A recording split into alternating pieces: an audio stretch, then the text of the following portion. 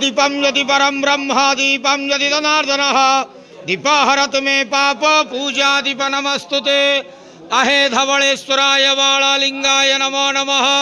संसार सुखी रखंतु।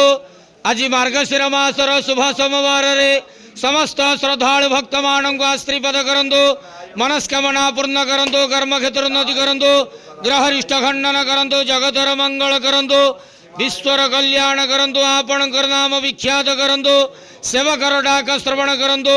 समस्त गुआवसा भक्त मानकर मनस्कामना पूर्ण करंतु। जो जो भक्त माने आपण पाखरे मानसिक रखिछन्ति तांक मानसिक पूर्ण करंतु। धवलेश्वराय बालालिंगाय नमो नमः।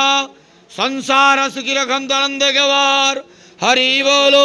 आज मार्गशीर मासर शुभ सोमवार रे समस्त श्रद्धालु भक्त मानक आश्रीपद करंतु आनंद गवार हरि बोलो। धवलेश्वराय बालालिंगाय नमो नमः।